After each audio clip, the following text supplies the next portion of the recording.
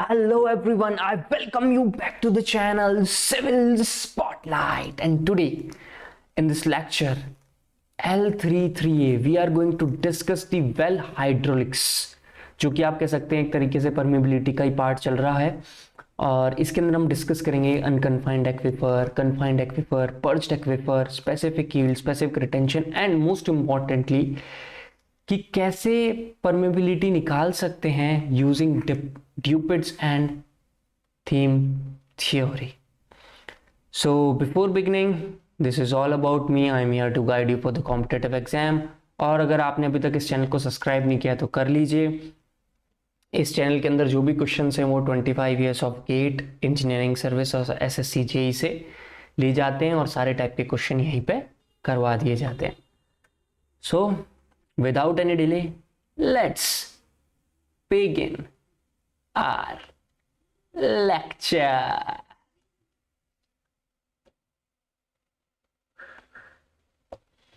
तो well hydraulics को start करने से पहले कुछ डेफिनेशंस हैं जो हर हाल में हर एक स्टूडेंट को पता होनी चाहिए, जिनमें से सबसे पहली है एक्विफर क्या है, एक्विक्लूड क्या है, एक्विटार्ड क्या है एंड एक्विफ्यूज क्या है।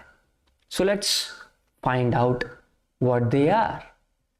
सो बेसिकली एक्विफर क्या चीज है? एक्विफर बाय डेफिनेशन एक ऐसा सिस्टम है, आप कह सकते हो अर्थ क्रस्ट के अंदर। अर्थ क्रस्ट क्या होती है?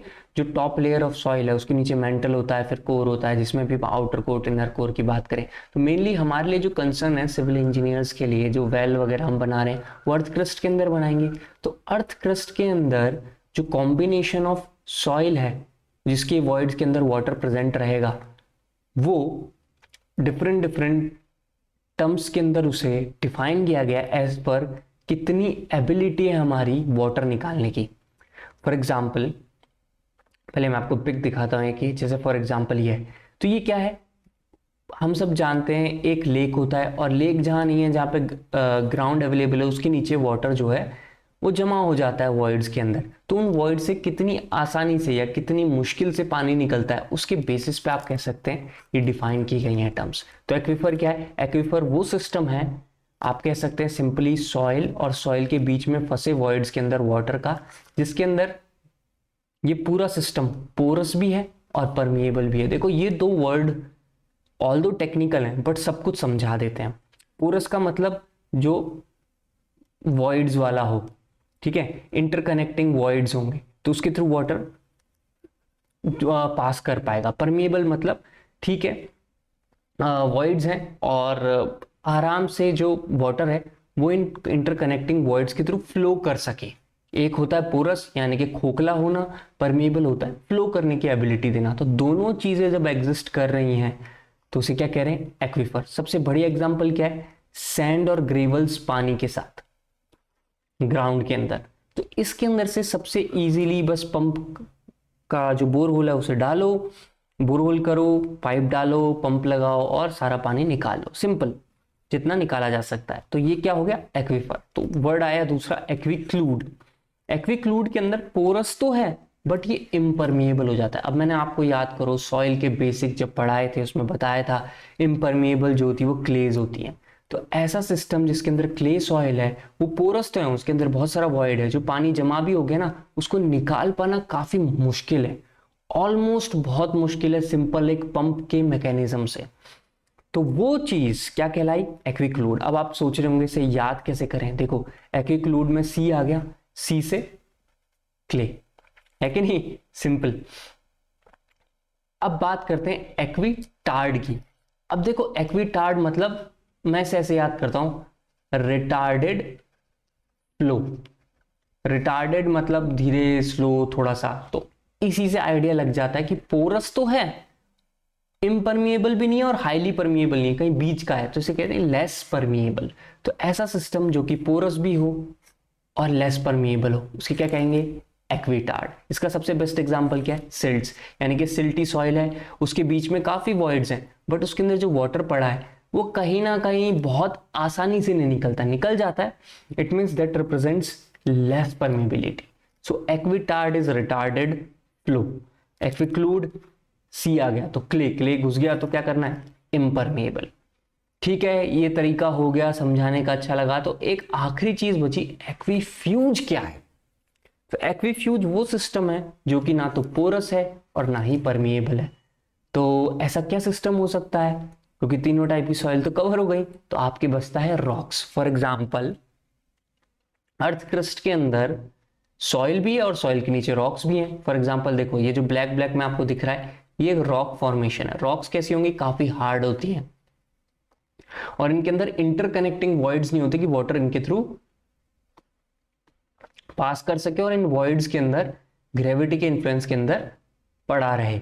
सो what we do, we call these things as aquefuge, and it is almost impossible to draw out any kind of water from any rock. That is aquefuge. So you can see generally the borers are drilled up to impervious layer. Impervious layer मतलब rocks के ऊपर वाले point तक Wales को, bore Wales को drill करते हैं। अब जैसे यहाँ से वाटर निकालेंगे तो क्या होगा, ये सॉइल जो है ये पोरस है और परमिएबल होगी, तो इसके थ्रू वाटर वेल की तरफ फ्लो करेगा और वापस से पानी जो है बोरवेल में भर जाएगा। फिर उसे निकाल लो, फिर भर जाएगा वो, फिर निकाल लो, फिर भर जाएगा। So this is the cycle that has been largely used for purpose of taking out water from the well. अब एक्वीफर क्या था, सिंपल वर्ड्स में बोलूं तो सैंड या ग्रेवल प्लस पानी। This is very basic language में अगर हम याद करना चाहें तो। अच्छा सर, अब दिमाग में आ रहा होगा, अच्छा सर इसके भी कोई टाइप हो सकते हैं एक्वीफर के। मैं कहूँगा बिल्कुल, हमारे लिए सबसे इंपॉर्टेंट एक्वीफर, क्योंकि एक्वीफर ही है जिससे रियल लाइफ में वाटर निकाला जा सकता है इकोनॉमिकली। इवन एक्वीटार्ड से भी इतना इकोनॉमिकल नहीं है वाटर निकालना। तो हमारे लिए क्या हो गया, मोस्ट इंपॉर्टेंट हो गया एक्वीफर। तो एक्वीफर है तो उनके कुछ टाइप्स भी बना दिए होंगे अकॉर्डिंग टू द जो भी क्राइटेरिया होंगे या कैटेगरीज होंगी, तो उन कैटेगरीज को मैं यहाँ बताने की कोशिश कर रहा हूँ। तो यहाँ बताया गया है, एक है कन्फाइंड एक्वीफर, एक है अनकन्फाइंड एक्वीफर और पर्ज्ड एक्वीफर। सो जैसे आपको स्क्रीन पे दिख रहा है, अनकन्फाइंड को नॉन आर्टिशियन भी कहते हैं, कन्फाइंड को आर्टिशियन कहते हैं, और पर्ज्ड एक्वीफर क्या है ये भी डायग्राम के थ्रू मैं आपको समझाता हूँ तीनों, फिर आपको हमेशा के लिए याद हो जाएंगे, हाँ ये है।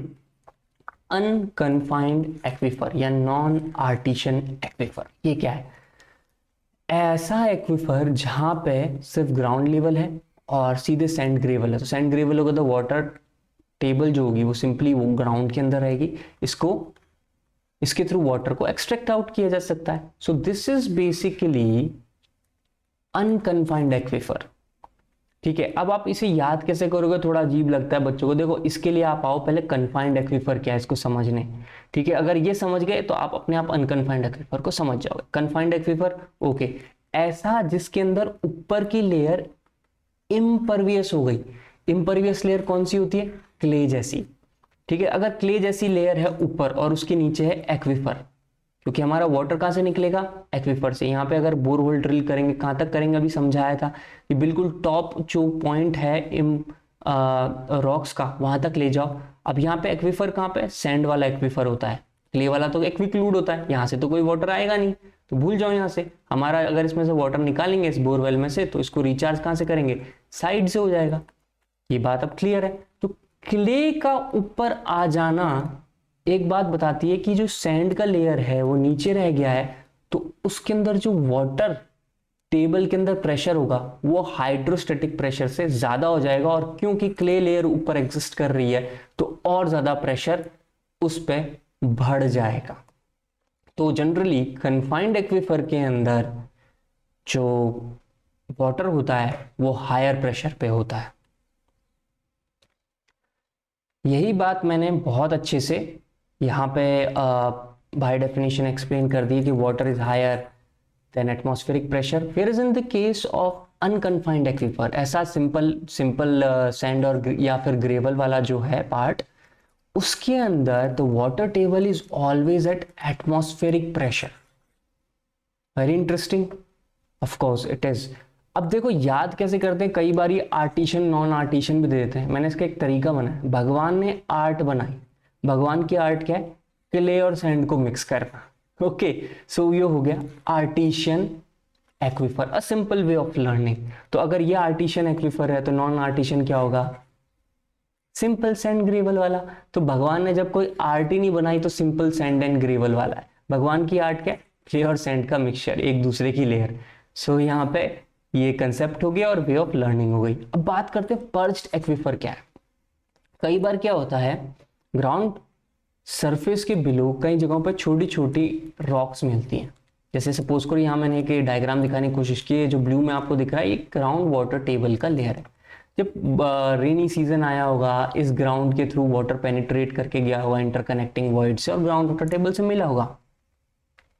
जो ये रॉक है ना, जो येलो कलर में आपको शाइनी पार्ट में मैंने दिखाई है, ये रॉक कैसी है? इम्परमिएबल। तो इसके ऊपर थोड़ा सा पानी इकट्ठा हो गया। So this collected water is basically representing the perched aquifer, right? So perched aquifer is nothing, it is the water that is trapped above impermeable layer of rocks. Here it is. So इसी को कह रहे हैं पर्च्ड aquifer. कई बार गलती से जब borewell डिग कर रहे होते हैं तो कई बार ये सोचा जाता है हाँ हाँ हम पहुंच गए बॉटम पे, but sometime it's not true. So it's better to check it properly. Okay, so perched aquifer से अगर पानी निकालेंगे तो वो बहुत जल्दी खत्म हो जाएगा, बिकॉज ऑफ ऑब्वियस रीजन से बहुत छोटे एरिया पे कॉन्स्ट्रेंट है और इसी के ऊपर जरा सा वाटर है, इसको निकाल लोगे तो खत्म ही हो जाएगा। सो ये एक लिमिटेशन हो जाती है पर्च्ड एक्विफर की। अगर ये भी बात समझ में आई, बट रियल लाइफ में इन सबका कॉम्बिनेशन होता है। ऐसा नहीं है कि सिंपल सैंड ग्रेवल है, फिर नहीं ऊपर क्ले की ही लेयर होगी और फिर नीचे सैंड की होगी। Real life is bit more complex on earth surface. तो क्या होगा, यहाँ एक रियल लाइफ सिनेरियो की पिक मैंने लगाई है ताकि आप इसमें सब चीज देख सकें। Unconfined aquifer, confined aquifer, lakes, rivers, इन सब का इफेक्ट आइडिया लगा सके कि हाँ क्या हो रहा होगा। This is water level. अगर ये एटमॉस्फेरिक प्रेशर पे है, what we get? Aquifer. So you can see this portion is acting as unconfined aquifer, पर बीच में क्ले लेयर आ गई और उसके नीचे जो भी वाटर है वो कैसा हो गया? कन्फाइंड। सो यहां से हम इसको लेके जाएंगे, ऊपर रॉक के ऊपर रखेंगे और जो रॉक पोर्शन है वो क्या कहलाएगा? एक्वीफ्यूज। ओके, सो ये एक रियल लाइफ पिक्चर है that I try to depict all aquifer, aquifuge और whatever it is. So this is the best type of I would say the representation for our definition. So let's move to our next part. Specific yield और specific retention क्या है, उससे पहले definition में जाएं उससे पहले एक बार एक चीज नोटिस करो। अगर कोई भी एक्विफर है तो उसके अंदर सॉइल और वॉइड्स के अंदर होगा water. So basically it is combination of soil and water. तो इसके अंदर जब भी बोरहोल खोदा जाएगा, उसमें से वाटर निकाला जाएगा, तो इस वेल की तरफ वाटर मूव करेगा तो कुछ वाटर जो है वो निकाला जा सकता है। जो निकाला जा सकता है उसे कहा गया है स्पेसिफिक यील्ड। और वो वाटर जो कि इस सॉइल मास के अंदर से एक्सट्रैक्ट नहीं किया जा सकता किसी भी कंडीशन में थ्रू पंपिंग, ध्यान रखना थ्रू पंपिंग, हम सिर्फ पंपिंग की बात कर रहे हैं, वो पानी कहलाएगा स्पेसिफिक रिटेंशन। सो बेसिकली आप सोच रहे होंगे अच्छा ये मीटर क्यूब में है, किस में है? मैं कहूँगा नहीं, ये सिंपल एक परसेंटेज वाली टर्म है। तो आप ये कह सकते हैं percentage of water obtain divided by total water, वो स्पेसिफिक यील्ड बन गया। So total water that has retain divided by total water available in voids per unit volume. तो 1 मीटर क्यूब की वॉल्यूम में कितना पानी रिटेंशन का है परसेंटेज की फॉर्म में, और कितना पानी एक्विफर में रहा परसेंटेज की फॉर्म में, वो ये दो हो गए। तो पोरोसिटी क्या हुई? इन दोनों का कॉम्बिनेशन। बिकॉज एक तरीके से सोचा जाए तो ये हमें बता रहा है कितना पानी निकाला गया और कितना पानी वॉइड्स के अंदर रह गया। तो अगर इन दोनों को सम अप कर देंगे तो कहीं ना कहीं ये हमें क्या दे रहा होगा? It will be presenting the porosity.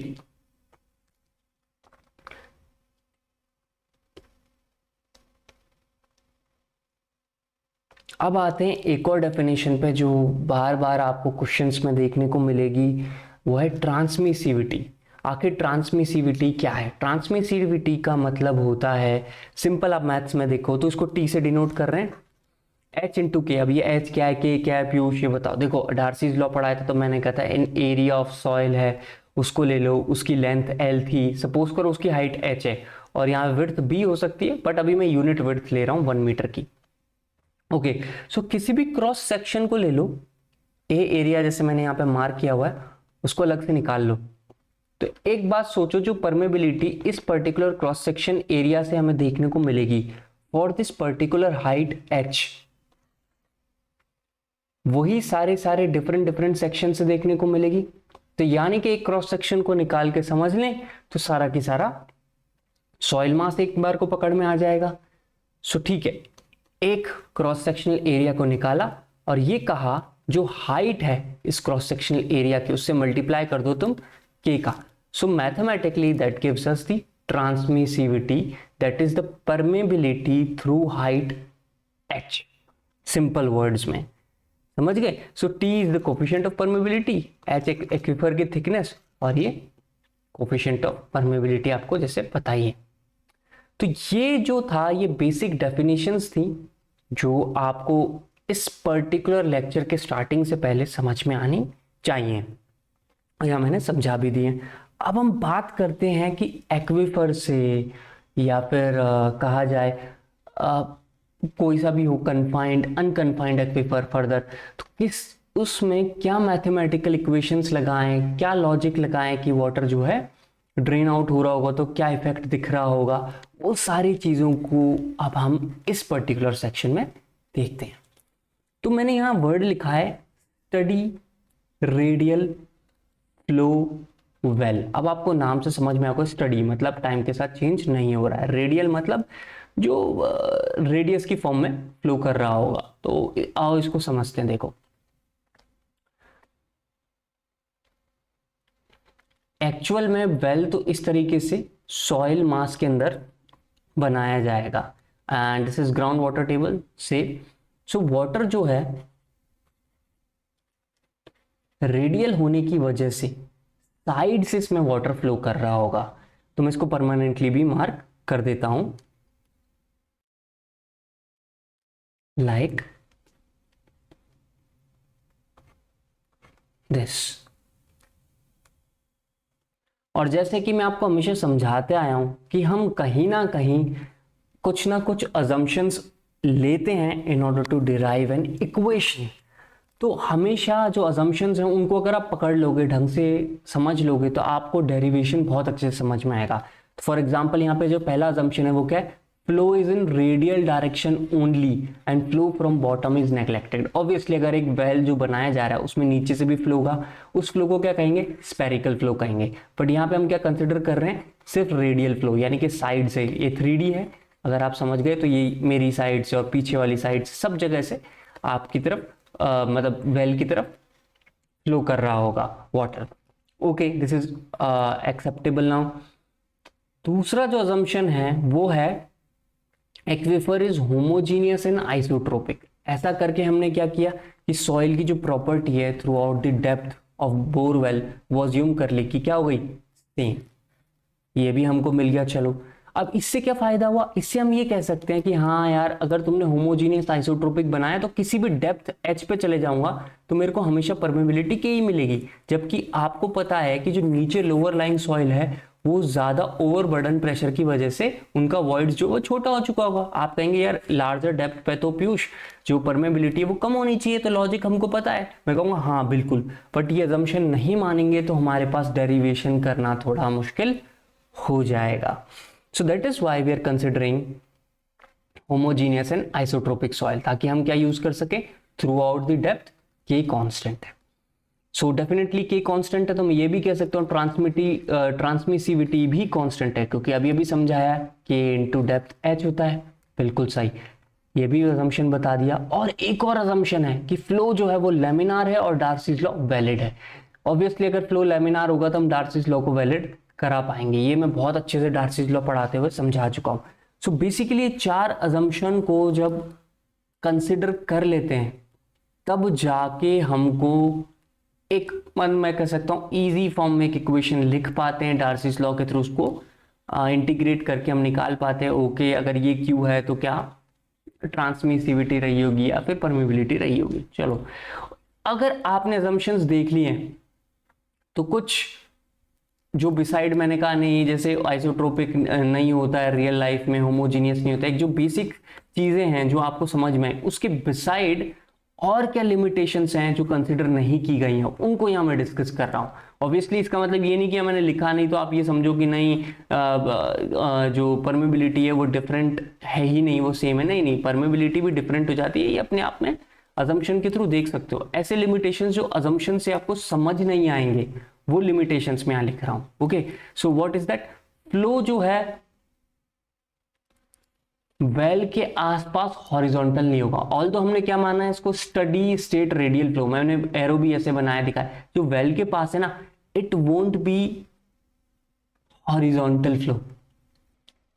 अब लिमिटेशन नंबर 2 की बात करते हैं। जो शेप है वाटर सरफेस की वो बेसिकली पैराबोलिक नहीं होगी वेल के पास में। ऑल तो जिसे हम अज्यूम करते हैं कि ये पुराना जो है ग्राउंड वाटर टेबल का सरफेस, जैसे इसमें से कुछ निकालोगे ये नीचे चला जाएगा, नीचे चला जाएगा तो नया शेप जो है कुछ इस तरीके से बनेगा। सो ये जो माना जाता है अजम्पशन में वो ये है कि ये पैराबोला है, बट रियली जो नियर दी वॉल वेल के सरफेस है उसके पास पैराबोलिक नेचर नहीं मिलेगा। ये दूसरी लिमिटेशन है। तीसरी लिमिटेशन क्या है? Velocity near well increases, hence flow is not laminar near well surface. तो ये वो 3 लिमिटेशंस थी इस पर्टिकुलर वेल हाइड्रोलिक्स में जो साथ में रहेंगी, बिसाइड जो भी अजम्पशंस हमने लिए हैं उसके अलावा डेफिनेटली। चलो अब हम एक एक करके जितने भी टाइप्स के एक्विफर हैं उनको समझने की कोशिश करते हैं। और मैं ऑल दो सिविल स्पॉटलाइट पे बोलता हूँ, मैं डेरिवेशन नहीं कराता हूँ, और छोटे डेरिवेशन होते हैं जो कि 2 से 3 लाइन में हो जाते हैं और उनमें एक इंपॉर्टेंट कंसेप्ट होता है, तो मैं खुद उन डेरिवेशंस को एक्सप्लेनेशन के साथ कराता हूँ। तो यहाँ पे मैं वही काम कर रहा हूँ। बहुत छोटा सा है कहूँगा derivation, but explanation is very important, that's why I am focusing more on explanation. चलो देखते हैं सबसे पहले unconfined aquifer. Okay, let's see. जैसे कि मैंने आपको ऊपर बताया इस पर्टिकुलर वीडियो में, सो से this is a ground level, और इस ग्राउंड लेवल के अंदर एक बोरवेल बनाया गया है। इसकी डेप्थ कहां तक रखने की कोशिश करेंगे? जब तक कि हम रॉक सरफेस के पास नहीं पहुंच जाते। कैसी रॉक? इम्परवियस रॉक लेयर्स के पास, वहां तक इसको ले जाने की कोशिश रहेगी। ओके, दूसरा पार्ट ये है कि इनिशियली जो वाटर लेवल था वो यहां था, से क्यू जो है उसको एक्सट्रैक्ट आउट कर लिया गया है, तो जो ऊपर का लेवल है वो गिर के यहां पहुंच गया है। अब वो यहां पहुंच गया तो से उस ड्रॉ डाउन को हम एस से डिनोट कर रहे हैं, और जो रिमेनिंग हाइट है वो स्मॉल एच है। इनिशियली जो हाइट थी उसको कैपिटल एच से डिनोट कर रहे हैं। से हमने क्यू अमाउंट ऑफ वाटर निकाल लिया है। ओके, और जो शेप होगा ड्रॉ डाउन का, फाइनल जो वाटर टेबल आएगी वो कुछ इस तरीके की आएगी जैसे आपको स्क्रीन पे दिख रही है। तो इस शेप को मानेंगे पैराबोला। ऑल्दो मैं लिमिटेशन में दिखा चुका हूँ यहाँ वेल के नियर पैराबोलिक नहीं होती, उसकी स्पीड बढ़ जाती है वगैरह वगैरह, बट स्टिल हम अभी जो हमारे असम्पशन है उनको लेंगे और उसके अकॉर्डिंग डेरिवेशन करेंगे। तो अब कुछ इंपॉर्टेंट पॉइंट्स हैं उनको कंसिडर करो। रेडियस ऑफ इन्फ्लुएंस, आप ध्यान से देखो, यहाँ पे मैंने पैराबोला को एंड करने की कोशिश की है एक पर्टिकुलर कैपिटल आर रेडियस पे। कैपिटल आर रेडियस कहाँ से? जो सेंटर लाइन ऑफ वेल है उससे। तो सेंटर लाइन ऑफ वेल से ऐसा पॉइंट जहां पे ये जो डिप्रेशन था और जो original water layer, water surface की जो लेयर थी वहां पे जब मीट कर जाएंगे उसे हम कहेंगे रेडियस ऑफ इन्फ्लुएंस। तो आप समझ सकते हैं ये वो लाइन सेक्शन है या वो डिस्टेंस है जिसके अंदर ड्रॉ डाउन का इफेक्ट देखने को मिल रहा है। जनरली ये जो आर है इसकी वैल्यू 150 टू 300 मीटर्स रहती है, और एक इक्वेशन भी हमें पता है, r is equal to 3000 S under root की। r क्या है? Radius of influence, 3000 is the value, s is draw down and K is permeability. सबकी सब किस में है तो वो मैंने लिख दिया है। आर भी यहाँ पे मीटर में निकलेगा, एस भी आपको मीटर में डालना है, के भी आपको मीटर पर सेकंड में डालना है। So basically it's an empirical formula. So ये जो एस है ये क्या चीज है, अगर कुछ अमाउंट ऑफ वाटर निकाला जाएगा तो decrease in the depth of water level in the well is basically is draw down. Okay, so इस ड्रॉ डाउन को हम किससे डिनोट कर रहे हैं, एस से।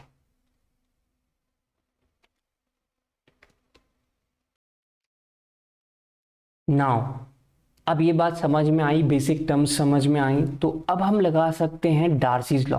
पहले ही मान लिया कि डार्सीज लॉ वैलिड है, तो Q is equals to K आई है, तो एप्लीकेबल होके रहेगा।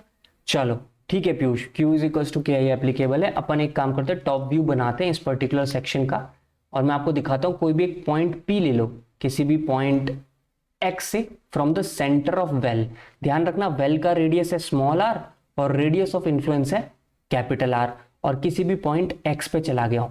तो मैंने ये पी एक्स कोमा वाई क्यों लिखा है, चलो दिखाता हूं। देखो, जब हम किसी भी सेक्शन X पे आएंगे तो ऑब्वियसली जो कोन ऑफ डिप्रेशन की वजह से एक हाइट का वेरिएशन दिख रहा है ना, वो y की टर्म्स में डिनोट कर रहे हैं यहाँ पे। सो x is basically from the centre of well and y is from the impervious rock layer. ठीक है पीयूष, ये भी समझ में आ गया। अब I क्या होता है, मैं कहूँगा हाइड्रोलिक ग्रेडियंट होता है, हमने पढ़ा हुआ है। आप कहोगे हाँ sir change in head loss divided by length है, हाँ मैं कहूँगा हाँ हाँ। आप एक काम करो, इसमें बिल्कुल छोटा सा चेंज देखो। इस छोटे से एरिया के अंदर अगर आप देखोगे तो आप ये पाओगे कि इसके अंदर एक छोटा सा ट्राइंगल बन जाएगा। Let me make it bigger in size. तो इसमें छोटा सा चेंज है dy का, और कितने से लेंथ में हुआ है, dx में हुआ है कि नहीं। It is very very visible now to you guys. So dy by dx is now the small change possible because of any drawdown. So हमने उसको लिख दिया dy by dx, और उस मोमेंट पे एरिया कितना इफेक्ट हो रहा होगा वो देखो। अच्छा आ जाओ यहाँ पे, ये देखो, ये जो एरिया है एक तरीके से आप कह सकते हो सिलेंडर जैसा हो गया, करेक्ट। सो ये एरिया इफेक्ट हुआ है, तो हम क्या कह देंगे, this would be cross section area. तो नहीं ले सकते directly, sorry the surface area multiply by depth. So that is 2 pi x into y. Cross section area का तो मतलब रह नहीं जाएगा यहाँ पे। ये क्रॉस सेक्शन तो सिर्फ आपको समझाने के लिए मैंने बनाया कि हाँ कैसे कर रहे हैं, क्या कर रहे हैं। सो अब आप इंटरचेंज कर सकते हैं, dx को यहाँ ले जाओ, ये x है इसको भी अपने साथ ले जाओ, और एक तरफ y वाला रख लो, और दोनों तरफ कर देंगे अब हम इंटीग्रेशन। अब x का इंटीग्रेशन कहां से कहां हो रहा है, x का इंटीग्रेशन हम कह सकते हैं from the surface of well to जो भी रेडियस ऑफ इन्फ्लुएंस है वहां तक जाएगा, और इसी केस में हम हाइट कह सकते हैं स्मॉल h से बढ़ के वो कैपिटल H तक पहुंच रही है। तो यही काम मैंने यहाँ पे कर दिया, इंटीग्रेशन में रख दिया, इसको सॉल्व कर लिया, वी गेट दिस थिंग। ठीक है, और इसको थोड़ा और चेंज कर दो, Q को इधर उधर भेज के सब, तो परमेबिलिटी निकाल सकते हो एक सॉइल की, Q by pi ln capital R by small r capital H square minus small h square. अब आप सोच रहे होंगे सिविल स्पॉटलाइट पे मैंने इतना ये काम करा दिया डेरिवेशन का और इतना एक्सप्लेनेशन में टाइम लगा। देखो एग्जाम में आप फॉर्मूला याद कर सकते हो, बहुत बढ़िया। मुझे इतना पता है सिविल इंजीनियरिंग में इतने सारे फॉर्मूले हैं, तुम कहीं ना कहीं मिस्टेक करोगे। तो कई बार जैसे एक लाइन के जो डेरिवेशंस होते हैं ना, अगर आप इसको समझ लोगे तो इन केस कंफ्यूज हो जाओ, आपको लगा रहे शायद ये नहीं है, तो ऑन द स्पॉट डिराइव कर सको। इसलिए मैं इन चीज़ पर फोकस करता हूँ। छोटे डेरिवेशंस कोशिश करो कि आप खुद से निकाल सको on the spot in any confusion. Okay चलो, ये बात हमको समझ में आई। और थोड़ा बुक्स के अंदर क्या और परेशान तुम्हें करने के लिए, जैसे ड्रॉ डाउन है, वो क्या है मैंने तुम्हें समझाया, कितना नीचे गिरा है ना, तो उसको मैंने स्मॉल एच से डिनोट किया। आप स्मॉल एच कैसे देखेंगे, अरे capital H minus small H, यही है। ठीक है, बुक्स में भी इसको इस तरीके से दिया हुआ है, capital H minus small H. अब इन्होंने क्या कहा, ये जो capital H square minus small H square है ना, इसको देखो, ए माइनस बी इंटू ए प्लस बी, ये पढ़ते आए हैं, उसी की फॉर्म में लिख दो। और ये एच माइनस एच को तो आप एस कह रहे हो, तो ये ड्रॉ डाउन यहाँ डाल दो। ठीक है सर, कर दिया। अब एक इंपॉर्टेंट चीज इन्होंने ये बताया कि अगर ड्रॉ डाउन बहुत छोटा सा है तब क्या करोगे। ड्रॉ डाउन बहुत छोटा सा था, इसका मतलब कैपिटल एच और स्मॉल एच क्या है, बहुत आसपास में। आसपास में तो ये आप कहोगे हाँ ये कि जो भी ड्रॉ डाउन की वैल्यू गिवन है एस वो कर लो, और ये लगभग 2h जैसा हो गया। तो 2hs ये कब वैलिड है, जब ड्रॉ डाउन बहुत लो है इन वैल्यू। समझ रहे हो आप बात को।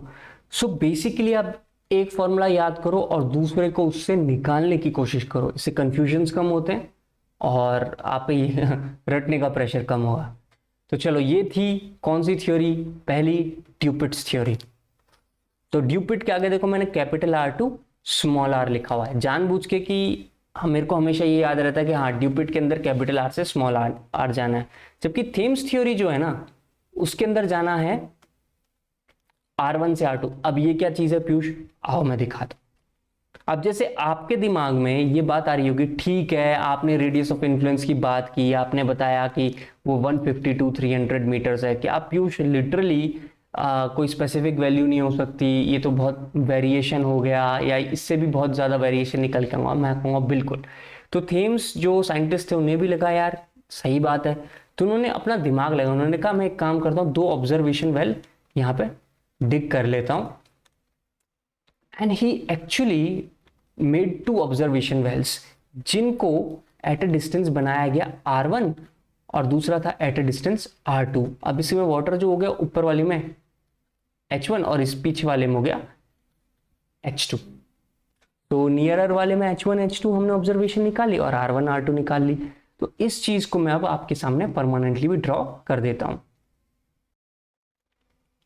अब ये ड्रॉन आपको अपनी स्क्रीन पे दिख चुका है। इसके अंदर R1 R2 H2 H1 है। तो अब हम इंटीग्रेशन को चेंज कर देते हैं।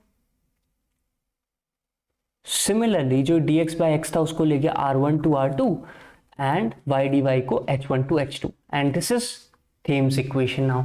अब प्रॉब्लम ये है कि इतनी सारी इक्वेशन याद करनी पड़ जाए, उससे अच्छा एक बार कंसेप्ट याद कर लो। एक लाइन का डेरिवेशन है, कंसेप्ट है, उसके बाद आपको कोई कंफ्यूजन रह ही नहीं जाएगा। So let's move to second part, that is confined aquifer, that is भगवान का आर्ट जिसमें आ गया, यानी कि आर्टिशियन एक्विफर। सो सबसे पहले अगेन ड्यूपिट्स थ्योरी है, ड्यूपिट्स थ्योरी इज फॉर R2R। तो अगेन सबसे पहले हमने एक कन्फाइंड एक्विफर बनाया हुआ है। ये ऑब्जर्वेशन वेल कुछ देर के लिए भूल जाओ यार, है ना, पहले ध्यान दो कैपिटल R2 स्मॉल r पे। तो अगेन यहाँ देखो क्ले लेयर के अंदर वाटर सरफेस था और इसके अंदर से Q amount of water pump out कर लिया गया है। सो से जो एक्विफर की डेप्थ है वो B है एंड जो रिमेनिंग ऊपर की डेप्थ है वो यूजलेस हो गई है। पता है क्यों? क्योंकि वाटर जो है ना रेडियल फ्लो सिर्फ एक्विफर में होगा, और मैं आपको बता चुका हूं क्ले क्या होती है, पोरस तो होती है बट इम्परमिएबल होती है। So there will not be any kind of flow in the clay layer. So इसलिए यहां पे वो मैंने डिपिक्ट भी नहीं किया है। सिमिलरली इक्वेशन लिखेंगे Q is equals to KIA, या Q is equals to K into dy/dx जैसे मैंने ऊपर समझाया। और एरिया क्या हो जाएगा, सिलेंडर का एरिया। बट यहाँ पे सिलेंडर जो है किसी भी पॉइंट x पे हम यहाँ गए, ऊपर का एरिया तो यूज है ही नहीं, सिर्फ ये पोर्शन यूजफुल रह जाएगा हमारे लिए जो आपको सिलेंडर की फॉर्म में दिख रहा है। तो आप समझ गए होंगे इसका सरफेस एरिया क्या है, 2πx इंटू हाइट b। सो ये कर दिया 2πx इंटू हाइट b, और इंटीग्रेशन करेंगे स्मॉल r से कैपिटल R, h से capital H, get the required result. अब थीम्स थ्योरी कैसे निकालेंगे, R1 से R2 जाना है तो 2 ऑब्जर्वेशन वेल डिग करने पड़ेंगे। So let's have 2 observation wells at a distance R1 from the centre of well and at a distance R2 from the centre of well, और height भी H1 एंड H2। तो integration में हम लोग क्या करेंगे, हाइट ले जाएंगे H1 से H2 and this will from R1 to R2। We have the solution now for this thing. अब देखो इस टाइप के जो पोर्शन होते हैं थियोरेटिकल, और इसमें बहुत बड़ा कंसेप्ट नहीं है, मैं कंसेप्चुअली आपको डेरिवेशन भी समझा चुका हूँ। उसके बाद सिर्फ एक्चुअली फॉर्मूला याद करना रह जाता है एंड उसके बेसिस पे आप वैल्यूज़ रखो एंड वैल्यू आप सॉल्व कर पाओगे उन वैल्यूज़ के बेसिस पे। सो यहाँ पे मैंने एक क्वेश्चन निकाला है from 25 years and I realise कि डायरेक्ट फॉर्मूला बेस्ड क्वेश्चन कराने से अच्छा एक बार कंसेप्ट समझा दूँ, क्योंकि इसमें एक लैंग्वेज में एक पोर्शन है जिसमें आता है कि स्टडी रेट ऑफ पंपिंग को किस और तरीके से बोला जा सकता है कि आप उसको समझ पाओ। So to make you familiar with the language मैंने एक क्वेश्चन चूज किया है। A 30 centimetre well is completely in an unconfined aquifer. Unconfined कैसा है, जो सिंपली या तो सैंड का है या फिर ग्रेवल का है, ठीक है। उसकी डेप्थ है 40 metres. After a long period of pumping at a steady state rate of 1500 liters per minute, the drawdown in two observation wells 25 meters 75 meter from pumping well were found to be 3.5 meters and 2 meters respectively. Determine the transmissibility कर दिया, ठीक है, transmissivity of aquifer वही बात कहना चाह रहा होगा। सो कि इसने वेल के बारे में बोला 30 centimetre, so let's take its radius as 30/2, that becomes 15 centimetre. If required I will use it. Okay, capital H height of aquifer 40 metres. It's so cool. So Q जो है यहाँ पे लीटर्स पर मिनट में गिवन है, it's better to solve it in metre cube per second. So यहाँ पे मैंने इसको पर मिनट में कर लिया and then it has been converted into metre cube per second. यहाँ पे क्या किया, H2 और H1 डायरेक्टली देने की बजाय उसने ड्रॉ डाउन दे दिया S2 S1। So I will show it to you as 2 and 3.5 metre. मैं यहाँ एक बार दिखाता हूँ। अनकन्फाइंड एक्विफर पे चलते हैं 2 ऑब्जर्वेशन वेल के साथ। ये उसने बोला कि ये S1 है और ये S2 है, तो अब आप निकाल सकते हैं capital H minus S2, H2 हो गया, capital H minus S1, H1 हो गया।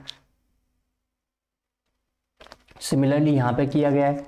अब सीधे फॉर्मूले में वैल्यूज पुट कर दो and you can solve it. अपन को मिल जाएगा permeability, and if we know the permeability we can multiply it with respect to the depth. Okay Didi, 40 meters we got the transmissivity of soil. So this is basically the overall part of these kinds of topic. अब हम next lecture में जो part B है इसका, उसमें देखेंगे कैसे spherical flow affect करता है, उसका यूज क्या है। बिकॉज यहाँ पे जितना भी पोर्शन मैंने अभी पढ़ाया ये वेल का, ये किस टाइप के वेल के लिए वैलिड है, ओपन वेल के लिए वैलिड है या फिर बोर वेल्स के लिए वैलिड है। मैं कहूँगा बेटा ये ज़्यादा इंपॉर्टेंटली या इंपेरेटिवली यूज हो रहा है for bore wells, because in case of open wells अगर आप देखें तो वो इनरली लाइन होते हैं ब्रिक से या कॉन्क्रीट से, सीमेंट से, तो जो सीपेज होता है साइड से वो हो नहीं पाता है, तो वहाँ पे सिर्फ और सिर्फ एक ही पोर्शन रह गया है कि नीचे से पानी आए। सो वहाँ पे स्पेरिकल फ्लो का बहुत बड़ा इंपॉर्टेंस हो जाता है। सो ध्यान रखना ओपन वेल और बोरवेल कहाँ यूज़ करना है इस टाइप की चीज़ को। So this is for borewells. So next lecture में हम देखेंगे वो सारा portion. So before living I again request you subscribe कर लो, और आपके भरोसे ही चल रहा हूँ, आप ही शेयर करो। कोई क्वेरी हो नीचे बता दो कमेंट सेक्शन में, I will try to find the solution for you guys. Signing off, God bless you all.